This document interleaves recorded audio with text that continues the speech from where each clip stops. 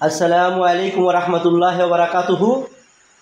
আমি যে বিষয় নিয়ে উপস্থিত হয়েছি আপনাদের সকলের নিকটে সেটা হলো হুজুর পাক সাল্লাল্লাহু আলাইহি ওয়াসাল্লাম 1400 বছর আগে বলে গেছেন, আমার উম্মতের মধ্যে 73টা দল হবে, 72টা দলই জাহান্নামে যাবে, একটা দল হবে জান্নাতি।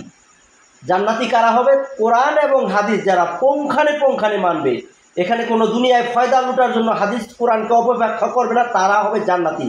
আর 72 কাতার, যেমন হাসিনা এখন ওলামা লীগ বানিয়েছে টাকার কারণে, টাকার বিনিময়ে, টাকা খাইয়া কোরআন হাদিস অপব্যাখ্যা করে হাসিনারে কমই জনন্য দিছে, আরও অনেক রটাইছে, মাজারের সিজদা দিতেছে, ভক্তি দিতেছে, সেটার পক্ষে লোক আছে।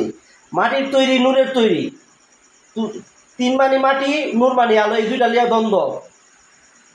মাজারে ভক্তি দিতেছে, সিজদা দিতেছে, সেটা লিয়া দ্বন্দ্ব। এখন ফেরাউনা যখন আল্লাহ দাবি করছিল, আসিয়ারা বলছিল আমার সিজদা দাও, ভক্তি দাও, আমি আল্লাহ, আসিয়া মানে নাই, শরীরে পিরাক মারছে। যে জন্য আল্লাহ ছাড়া অন্য কাউকে সিজদা দেয় না, অন্য কাউকে দ্বিতীয় আল্লাহ মানে নাই বিদায় ফেরাক মারছে। কিন্তু আল্লাহ সুবহানাহু ওয়া তাআলা আল্লাহরে ভালোবাসার জান্নাতটা হাতে নিয়ে এসে আসিয়ার সামনে মৃত্যুর টাইমে। সুবহানাল্লাহ। সেই জন্য যারা এই কোরআন হাদিসে অপব্যাখ্যা করতেছে, আল্লাহর বিরোধিতা, রাসূলের বিরোধিতা, মাজারে সিজদা দেওয়া জায়েজ করতেছে, এটা নিয়ে দ্বন্দ্ব করতেছে, তারা মনে করেন ওই 73 কাতারের লোক, 72 কাতারের লোক।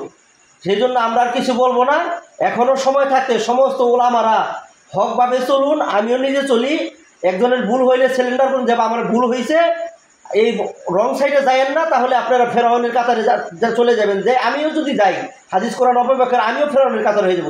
সেই জন্য সময় থাকতে তবা কাটি সকলে, আমিও কাটি, সঠিক হাদিস কোরআন তুলে ধরি, সঠিক হাদিস কোরআন মানি। আখেরাতে ওই 72 কাতারের মধ্যে যেন না পড়ি। লাইক দিন, শেয়ার দিন, সকালে হাদিস কোরআন সঠিকভাবে বুঝার তৌফিক দান করুন। আসসালামু আলাইকুম রহমতুল্লাহ বারাকাতুহু।